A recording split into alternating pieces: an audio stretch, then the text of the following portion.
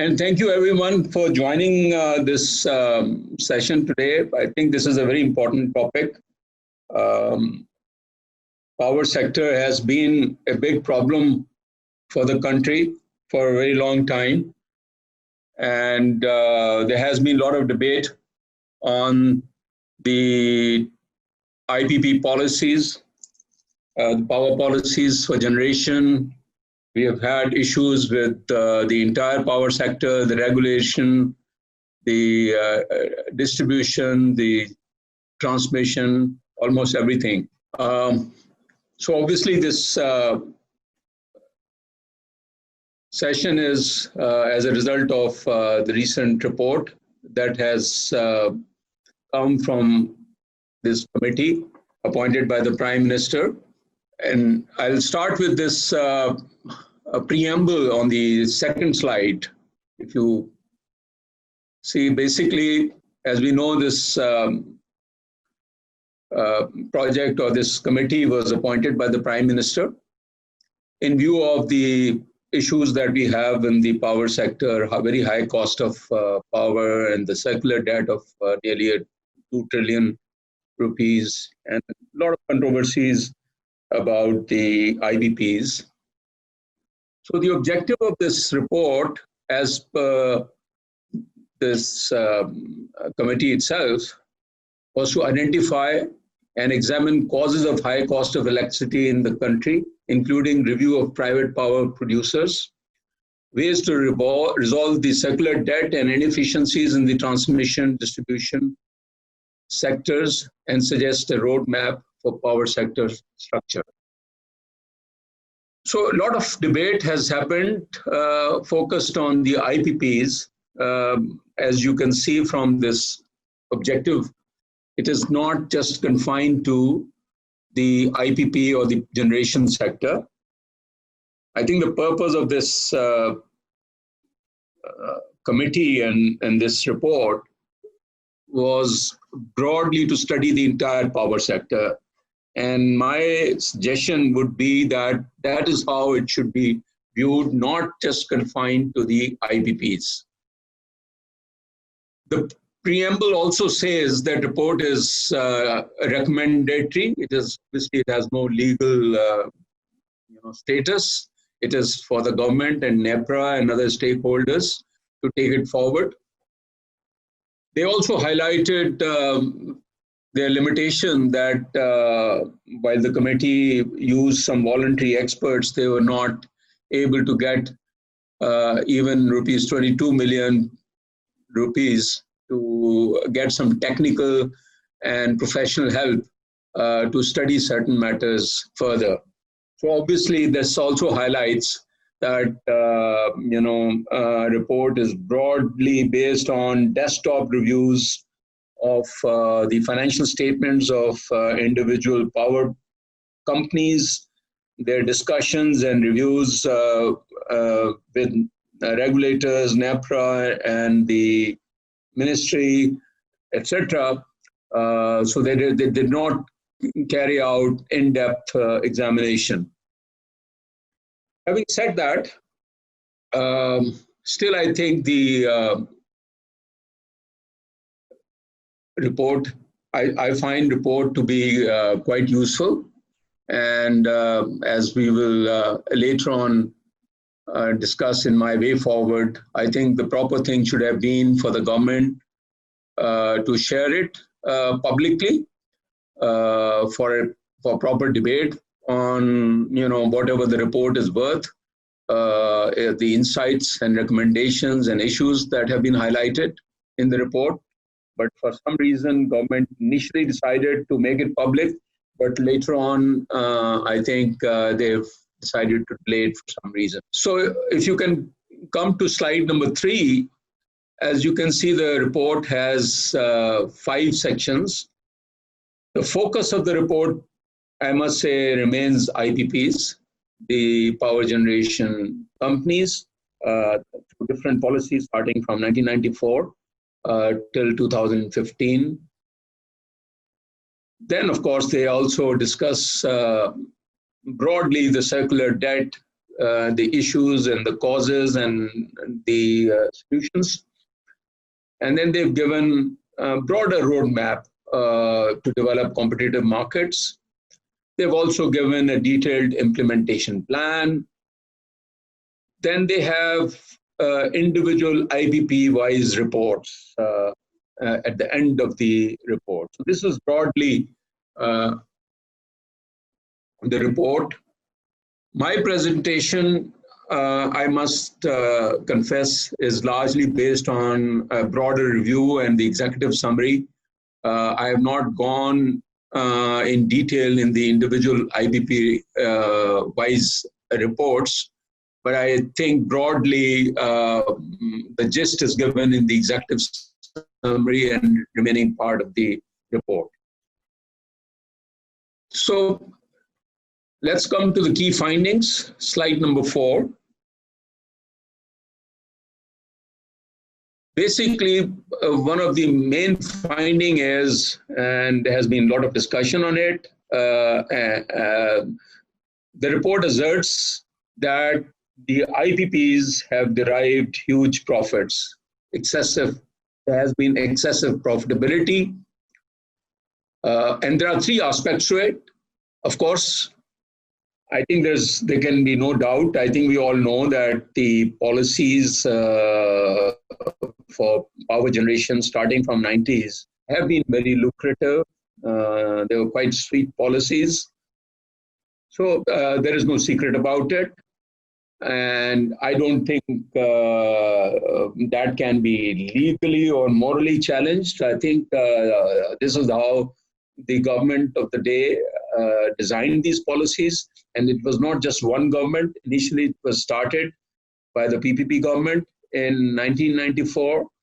Then we saw later on investigations and some renegotiations as a result of that. But then Musharraf government, announced 2002 policy, and a lot of issues in this report actually relate to the 2002 policy. And then, of course, in the recent past, the previous PMLN government 2015 policy, which seems to be the biggest of all, although there has been a lot of discussion in 1994 and 2002 policies, but the report indicates that the biggest problem is actually the recent one. And that perhaps is the reason, because it, under it, there are many government projects, and some of the major IBPs under 2015 policy, the investors are Chinese financed, and of course in Qatar. So I'm wondering that whether that realization has resulted in making the report public. So the main focus, I think, if there is any negotiation or debate going to be, that will be whether or not there have been misrepresentations to NEPRA, and any profits derived out of malpractices, misrepresentations. I think that would be the one to be questioned. And the third aspect is there are certain errors, oversights by the regulator, which also are very significant amounts. So this is the nutshell of the findings of the report.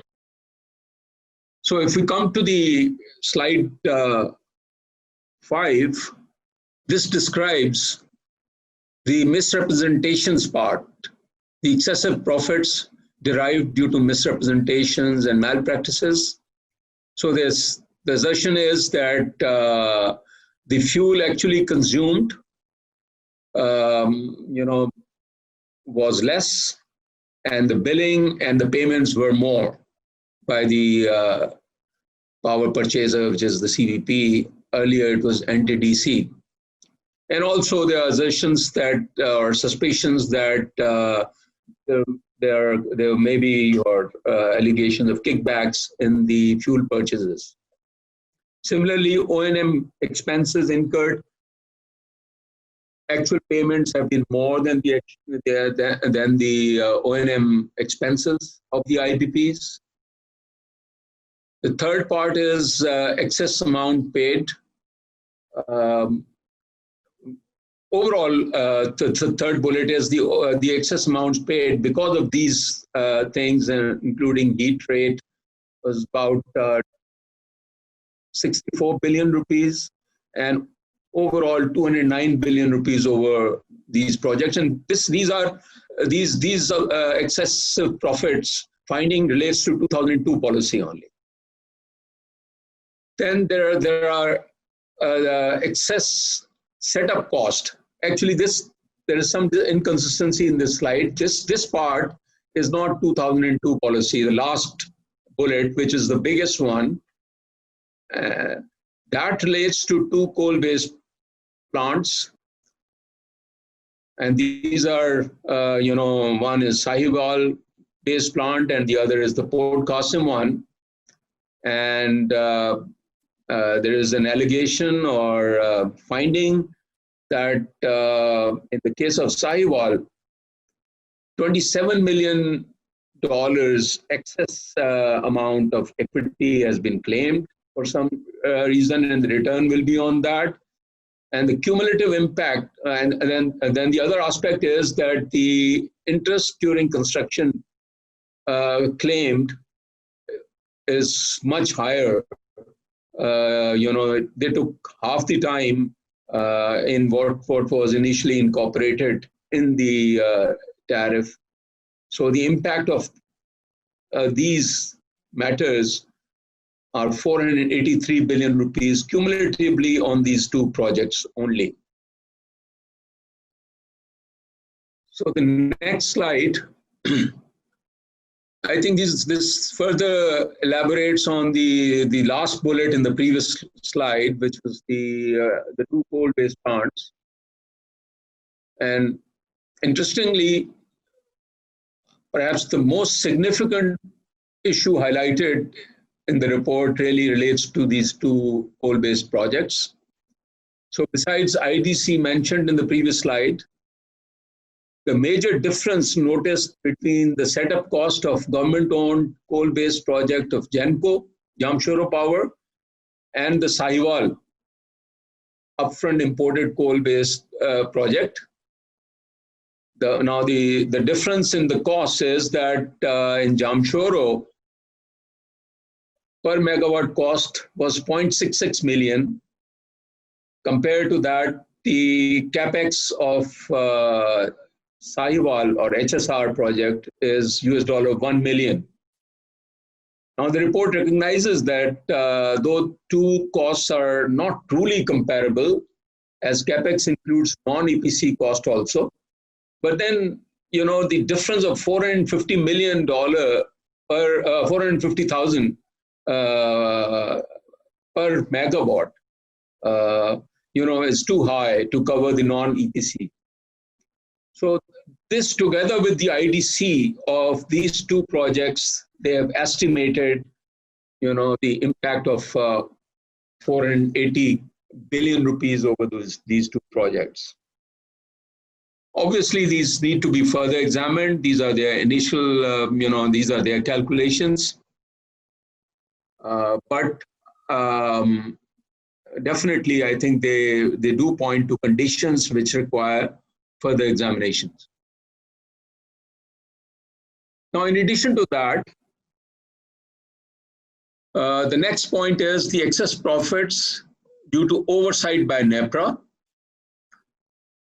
Now, that includes miscalculation of IRR, allowed US dollar-based equity IRR, assuming payment of return on annual basis against actual payments by CBPA. But actual payments have been monthly rather than the annual. So it's the timing. So then similarly, mismatch between in the debt payment timings is the next point. Then they say that there has been shortfall of inventory level maintenance. They've been maintaining less than 30-day inventory, whereas the tariff was based on the payments were based on 30-day basis of inventory. They've also highlighted that the policy, I think they're referring to perhaps 2002 policy. The ECC decision was not to allow US dollar-based return on entire cost. Perhaps they are saying that rupee-based cost should not have been, US dollar should not have been allowed. So next slide. Let us come to the recommendations of the Commission. Basically, they're saying with regard to IPPs, option one is federal government to initiate a dialogue with IPPs for negotiated settlement. And the points for discussion should be recovery of excess profits that we discussed.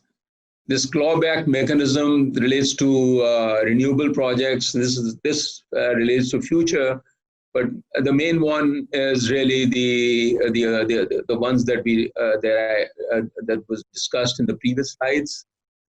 Then switching from US dollar to PKR based returns. This is the wish. I don't think IPPs will agree to that. And shifting the tariff regime from take or pay model, which also IPPs, I understand, will not agree. Now, my question here is, I think one of the questions that needs to be deliberated is whether the federal government has any legal capacity to renegotiate. The federal government did not enter into any contracts with these IPPs. I think the negotiation or any dialogue can only be done by the power purchaser under the contracts. So they need to look at these, and the other entity which can take notice of this is NEPRA. Federal government, I think, legally does not have any, I think, basis or a legal standing to carry out this negotiation. But the recommendation, obviously, is to the federal government. And second option, of course, is that they're saying that there should be forensic audit, because the focus is on any profits generated due to misrepresentations. And of course, they are also recommending that NEPRA should take cognizance of any errors in computation or in the way the tariff was obtained. So those two aspects. They've also recommended audit of heat rate, which again is a significant matter, because of which, the actual fuel consumption was less than what they have claimed or the amount of payment that they have received. But both of these things, I think, require input from NEPRA. I don't think federal government has the legal standing to do any of these. Of course, if there is any suspicion of fraud, the investigation agencies like NAB, etc., can get into it, but then that will be very troublesome, not at all desirable. So these are some, next slide, slide number 10. There are some further recommendations relating to the power generation. So they're saying logically no new plants be established in the next few years because we have excess capacity. Extending the debt repayment period of IPPs, if possible, if they agree. Reducing the spreads over LIBOR for the long-term debts. Lowering the spreads over LIBOR, late payment surcharge. I think it has already been done by some IPPs, so they're saying to reduce it from 2.5% to 2% now. And retirement of older and inefficient GENCOs and IPPs. In case they disagree, they don't agree to these the contentions, then in that case, they are proposing that government should consider retiring these GENCOs and IPPs. And I think this definitely they should consider. So now I come to the slide number 11, which is other recommendations on generally power sector. I think circular debt, we all know, is a big issue that undermines the credibility of federal government as a sovereign. It reduces, it increases the cost of borrowing for them. So I think these are some good recommendations. So they're saying that, first of all, the payment settlement aspect, at least public sector dues, amounts due from the governments, they should be immediately settled. So the government needs to take a lead role, work with the provincial governments and the federal agencies. So this is no brainer. This should be done after, of course, reconciliation. Then the next one is use proceeds obtained from settlement with IPPs, which is obviously doubtful. Then the next recommendation is share subsidy with provinces. So they're saying that the subsidy that the federal government bears, because federal government has very little room, so they should ask provinces to chip in and share the cost. And the next one is that additional petroleum levy should be considered in view of the low oil prices, so that government mobilizes some amount to settle the circular debt. And finally, one-time conversion of this debt to public debt. I think we should all agree to the last one, at least, that whatever, till the government is able to do mobilization, this amount should be converted into public debt, because it is a public debt.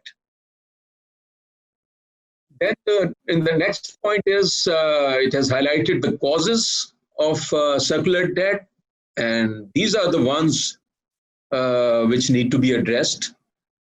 Reduce, obviously the common sense is reduce high cost of generation, address inefficiencies in transmission and distribution, and address regulatory inefficiencies. They have also provided some recommendations. And here are these recommendations. The committee proposes that first one is phase out the federal government footprint in commercial aspects of our sector.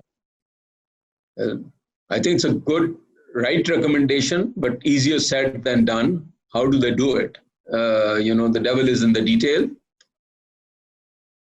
Second, introducing a new power market sector structure which addresses current system deficiencies and lowers the cost through competition. Again, this is the right recommendation, but easier said than done. Revisit the policy deficiencies as well as identification of extraordinary cost charge, so learn from the previous mistakes. But contractual obligations obviously cannot be avoided. They've also highlighted some issues in the computation of net hydro profits. There's the other big issue is the gas sector anomalies.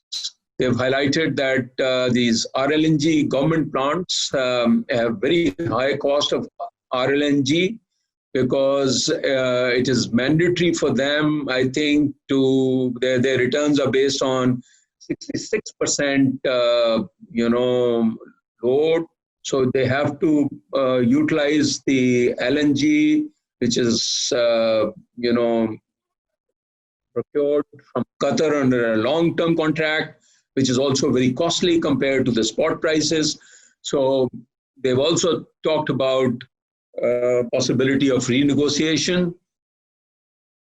So these are broadly the recommendation. What is missing in the report? I think there are serious governance issues in public sector GenCos, transmission and distribution, which perhaps require more in-depth work, but they have also said that more work is required. Then capacity of decision makers. So this is the basic issue. You can't have right policies unless you have the right capacity within the decision-making forums. What about the capacity of regulators? So this also they've not discussed in detail, although they've highlighted some oversights in the tariff determination, which are very significant. Then who will make the policy and when? Roadmap for strategic and structural reforms. Obviously, this I think is probably this the government has to do. So these are some of the aspects which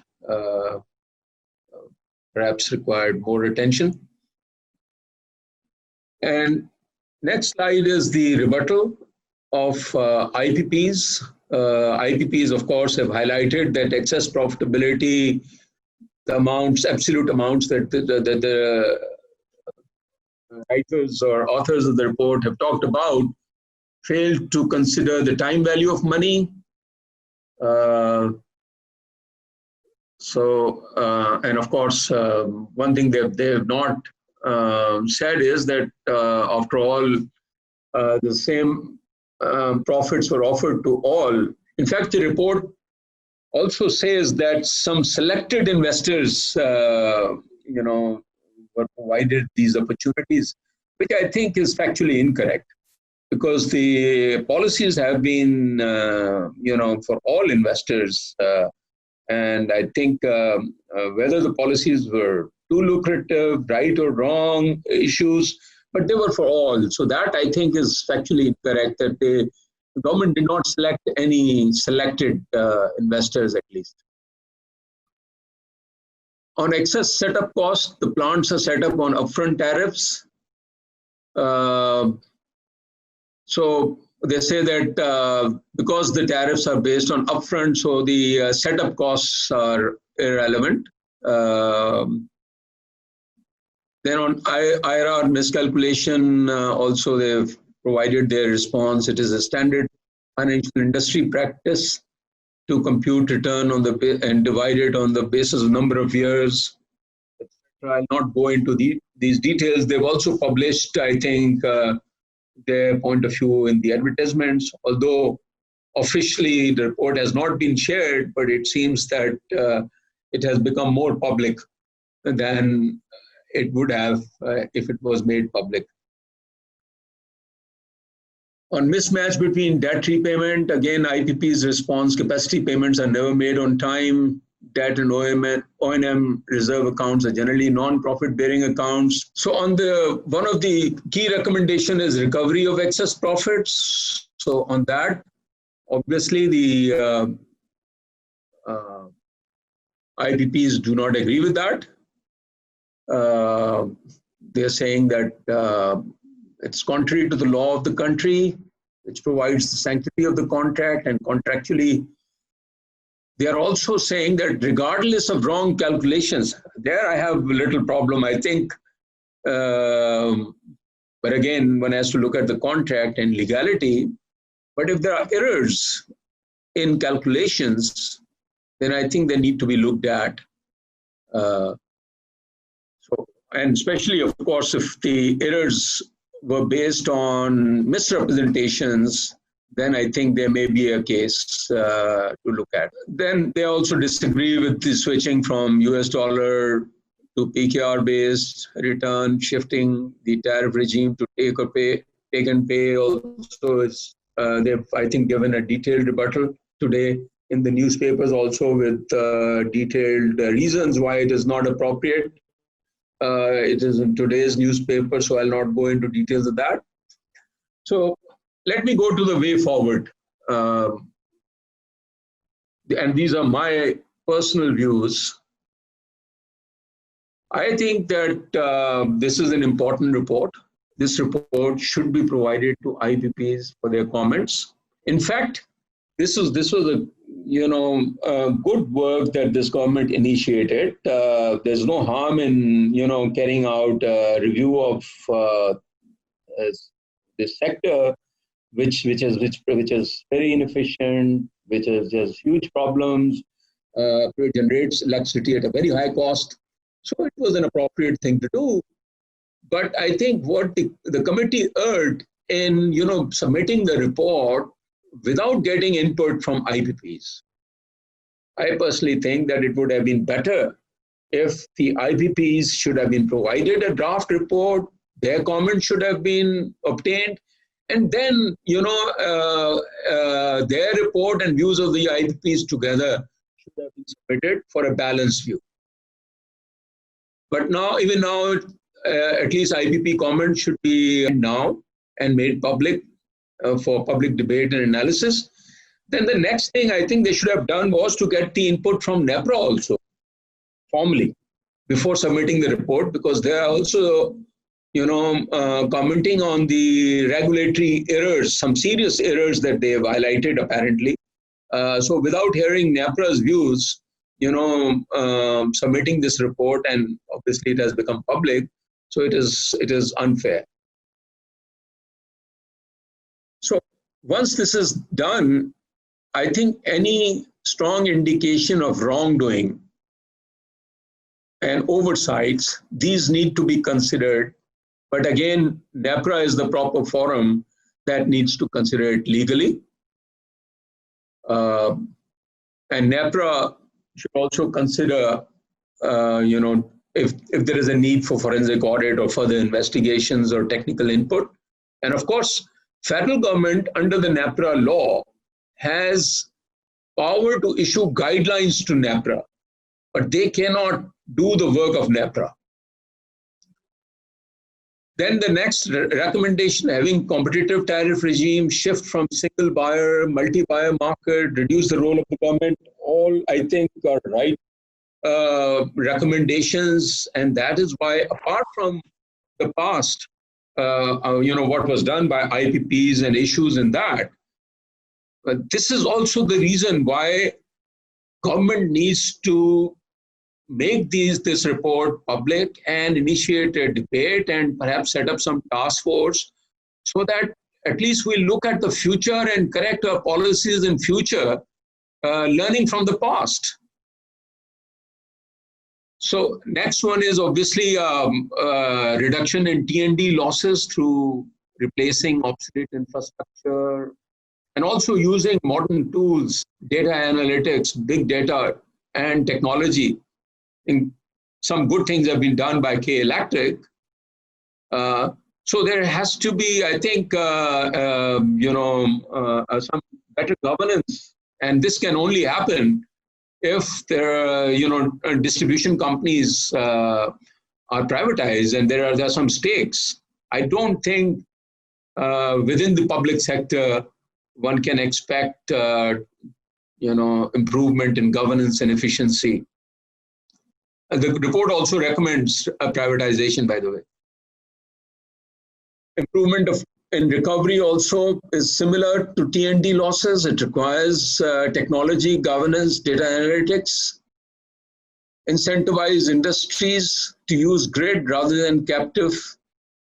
Right recommendation, but why would private sector leave their captive plants that they have established unless they are incentivized? So what incentive should be there? This requires further, deliberations. Terminate expensive fuel and fuel-based inefficient contracts. One is oil-based, and privatize discourse, consider public-private partnership. Convert circular debt to next slide. This is probably my last or second last slide. Convert circular debt to public debt. As I said, it is actually a public debt. It's not just being disclosed as public debt, because anything guaranteed by a sovereign, if there is a default, the person guaranteeing the debt has to pay. So it is basically federal government is in default, and when they delay this payment, they actually pay the penalty. They pay much higher amount than the amount they can borrow from the market or even from printing of notes. By delaying these payments. So there is double jeopardy, when the circular debt is created. First, the cost of that debt is much higher than the normal public debt. Second, it substantially undermines, erodes the credibility of the federal government as a sovereign. And that increases its cost of borrowing. So I think nothing can be worse than that. And repeatedly, every government has been making this mistake. I think the government must convert the circular debt immediately into public debt and take steps, immediate steps, to ensure that such debts do not arise, and of course take steps to reduce the cost of electricity. Then the next one is, I think the capacity of regulator is very, very important. And the oversights and issues that have been highlighted really reflects on it. One of my recommendations, not only for power sector, but also for gas sector and even other regulators, there should be periodic impact assessment of the regulatory frameworks and regulators. Many jurisdictions do it. I think in Pakistan, regulators have not done an excellent work, not very good work, I would say. There is a lot of room for improvement, and government has to give importance to the regulator's role, and there should be periodic, maybe once in 5 years, an impact assessment, a review of the regulatory, the role of the regulator, the effectiveness, and its impact on the regulators. Why our markets have not improved? Why our economy is not improving? Obviously, it's government policies and the impact of regulators are very important. Then, of course, we have to learn from success stories, some of the distribution companies and others. Timely tariff announcements. Again, regulators do not announce tariffs on timely basis, which further complicates the matters and increases the amounts of circular debt. So finally, I would suggest that government should make a small team, a task force. There have been too many task force, so maybe call it something else, but some team to, study this report of this committee, as well as some, I think recently NAPRA's State of Industry report of 2019 contains some good insights. Engage with the stakeholders and other experts, study good practices in other jurisdictions, and come up sooner rather than later with a roadmap for reforming the power sector. So I think that's all from my side. I've tried to cover the report and give you my overall input, my insights, my own recommendations. I hope it is helpful in understanding this report, and I'll be happy to respond to any questions. So it's over to you, Atif. Thank you, Asad Saab. It was very insightful indeed. We will be opening the floor for question and answers, and please raise your hands and we can ask questions one by one. So I think we already have a question from Hayat. So Hayat, please go ahead and ask your question. Hello, Assalamu alaikum. This is Mohammad Hayat from Al Mizan Investments. Sir, my question is regarding a recommendation by the power report. They have said that the government should consider delaying all the upcoming projects and also recommend KI Electric to take the electricity from the grid rather than setting up their own RLNG and RLNG gas plants. So what's your view on that? Do you consider that recommendation is good enough? I have a slight conflict with that, being on the board of KE. But I think, as I said, report has not. You see, I think this report and the recommendations should be considered as in principle recommendations. In principle, they are saying the right thing because they have the capacity, so there should be no new plants. But the plants or the projects that have already been committed, like KE's 900 megawatt RLNG plant is at advanced stages, and a lot of investments costs have already been incurred, etc., etc. And I think government itself is keen, on that. So you have to see, generally this recommendation is right. So what it basically means is that except for the commitments already made, no few new commitments should be made. I would interpret it like that. Right. Thank you, sir. Thank you, Hayat. And next question is from Rehan. So please, Rehan, go ahead. Assalamu alaikum. This is Rehan from Mizan Bank. I want to take your view that you said that federal government will not be in a position to negotiate with the IPPs as it was not the party for the contract. But keeping in view the good corporate governance practices, they are clearly involved in the misrepresentation, even in the setup cost, charging high rate of profits. So what do you think that they can assign the case to the NAB for the opening of a reference against these IPPs? Then they would be in a position to negotiate and recover the for excess funds they have obtained through misrepresentation. Thank you, Rehan, for this question. I think this is a very important question. Look, I think this is just an allegation at this stage.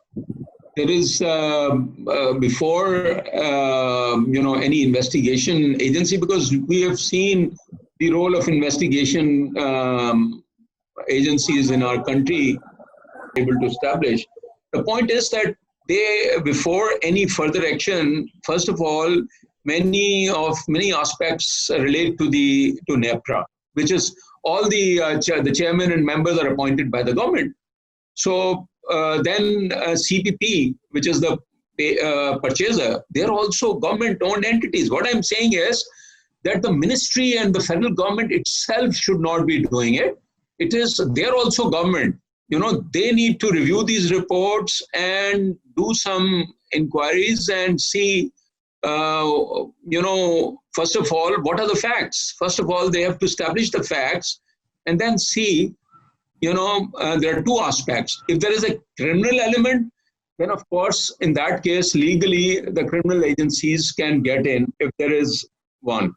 At the moment, I don't think there is, without hearing the other party and without the NEPRA and CPP looking at it and, getting a response from the IPPs formally, I think it will be too premature to start negotiation even.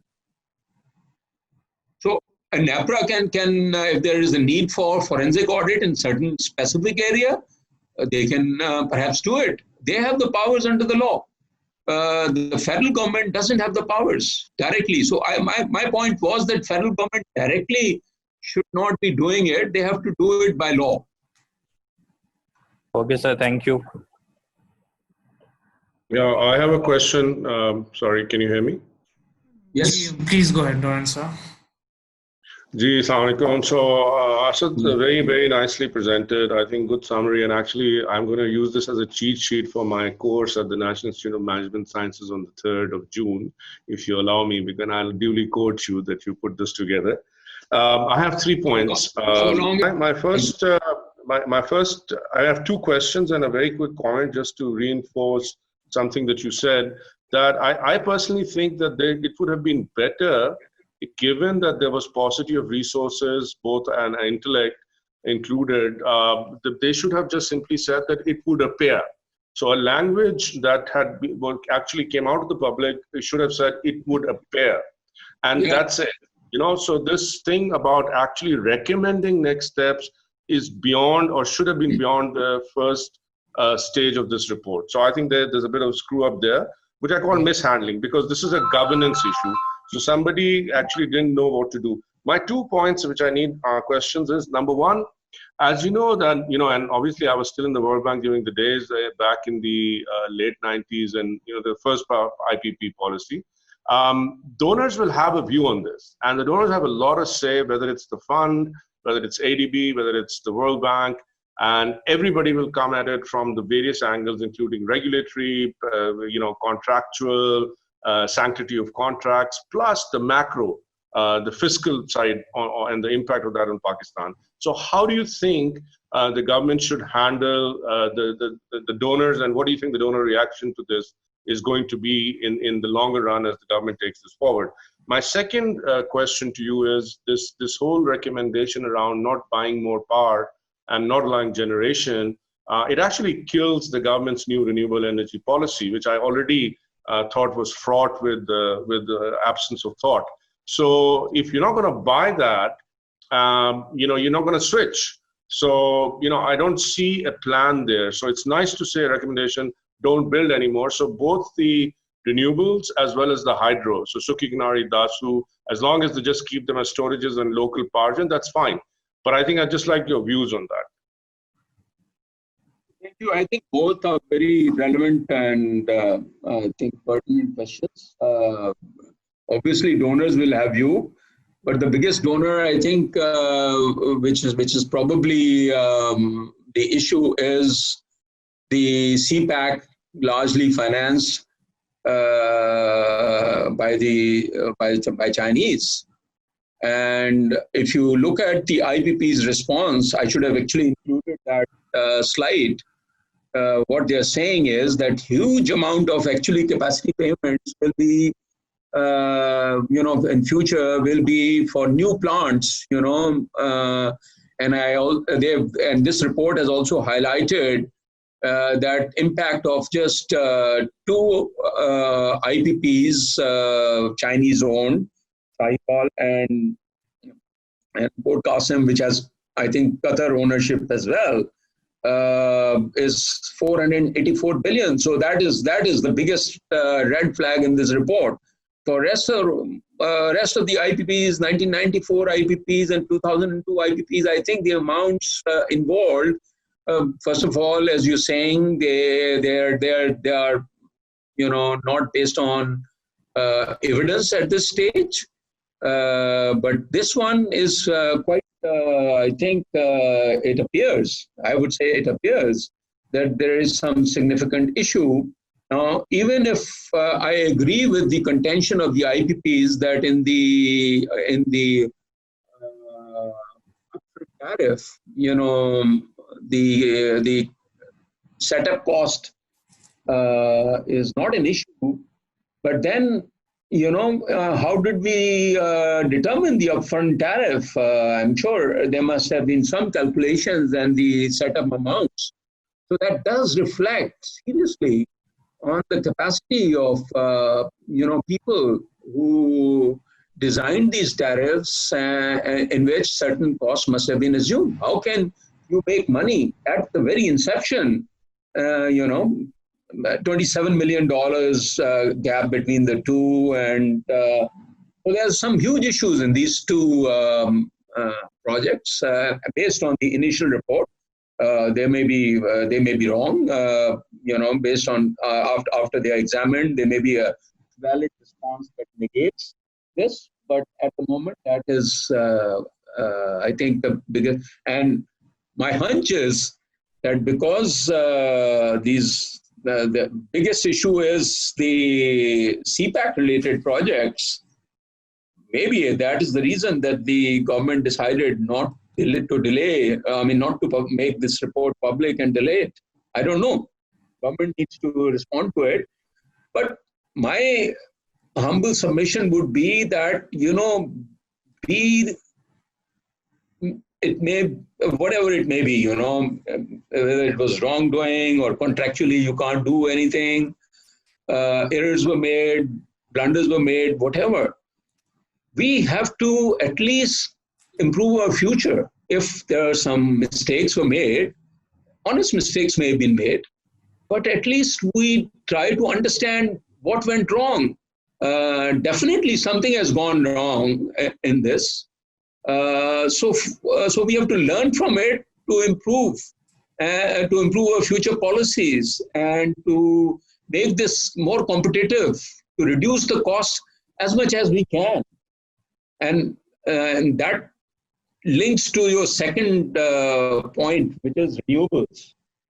I think in this whole mess up, one biggest mess up is that the focus on renewables and the way to get the renewables again has been lacking. And obviously, future is all for renewables, and government should seriously think. I am not saying that this recommendation of no new, expansion.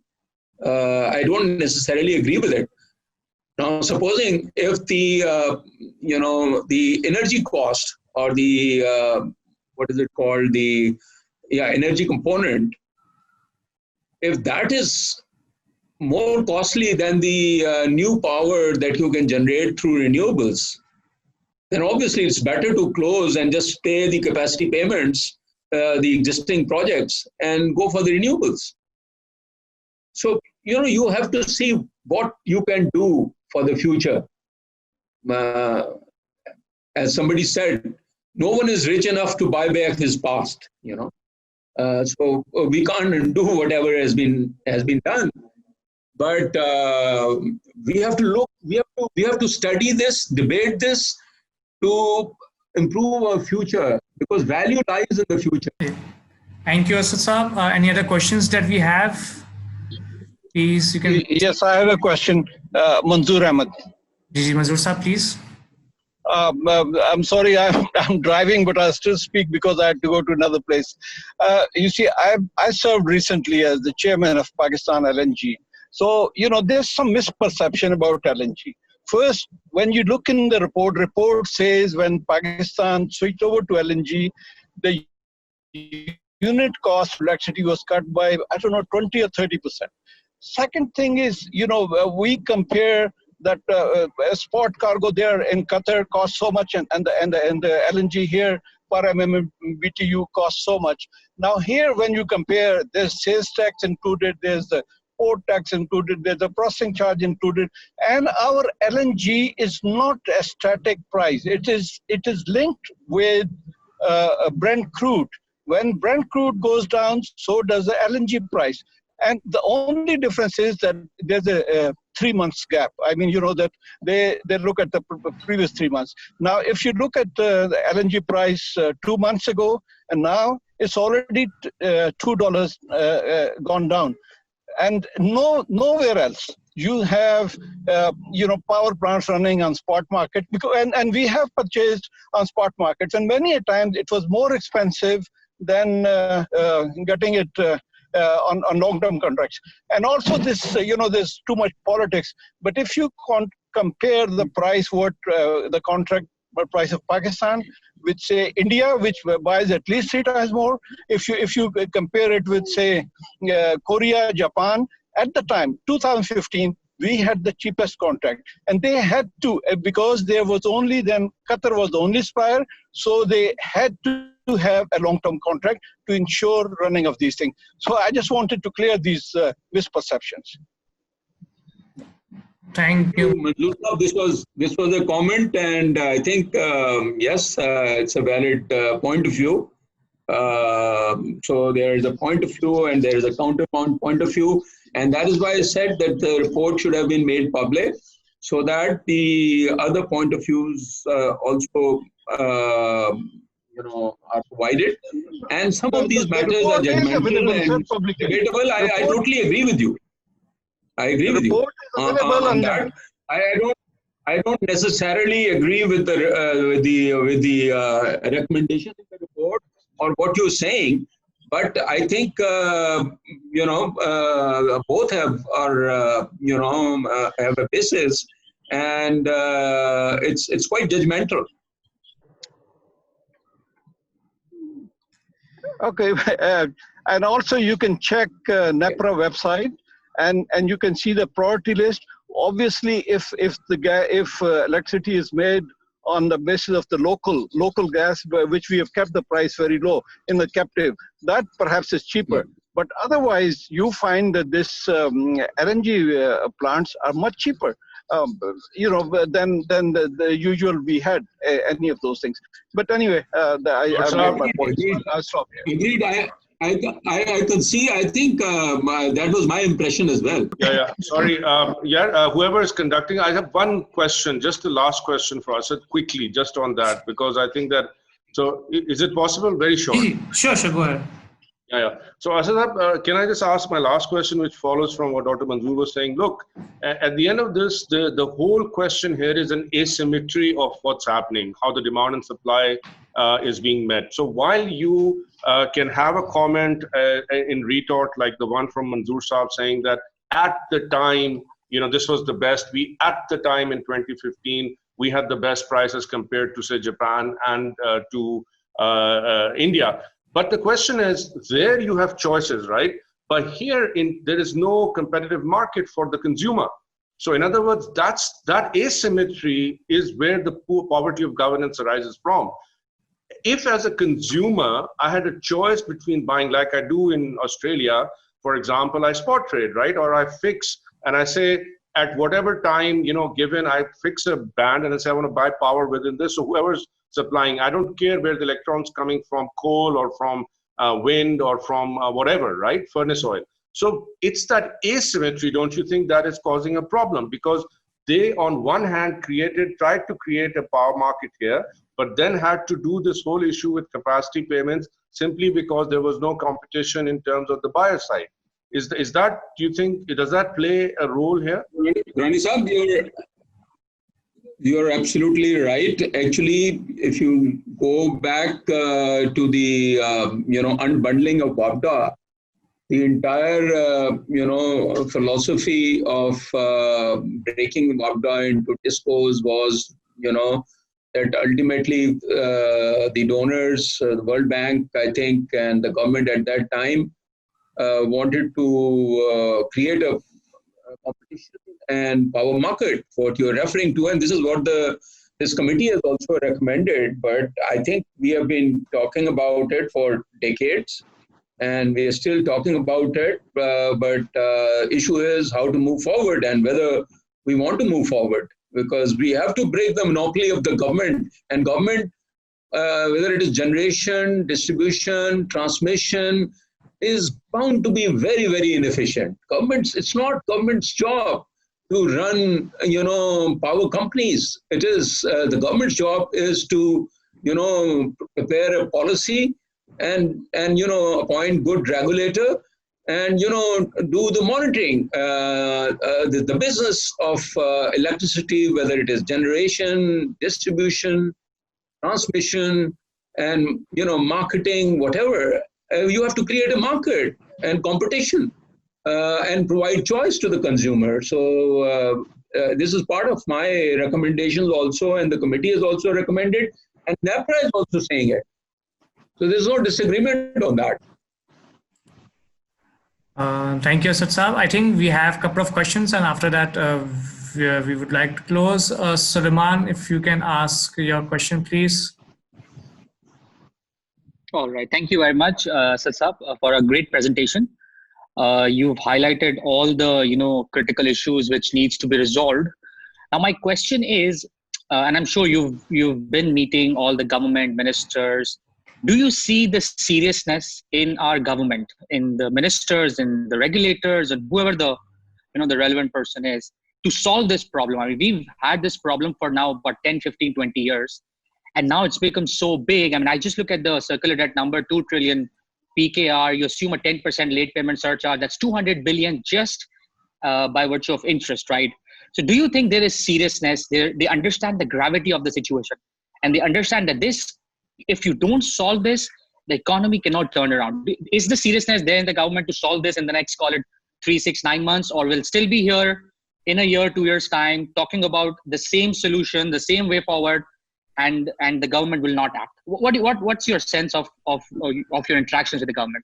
Do you want me to say anything on this? Is it not abundantly clear? See, somebody said that life is far too important to be taken seriously. So it seems the government's approach is that, well, I mean, seriously, I don't think any government will not be worried about the power sector and the issues in the debt. The problem is that governments that I've seen for the last 30 years, repeated government, every government which comes in, they are actually, they inherit huge amount of crisis. And then they add to that crisis their own crisis. So it's all firefighting, unfortunately. They have very little time to do planning and thinking, and there are very few people they are able to, get to do the thinking also. So, I mean,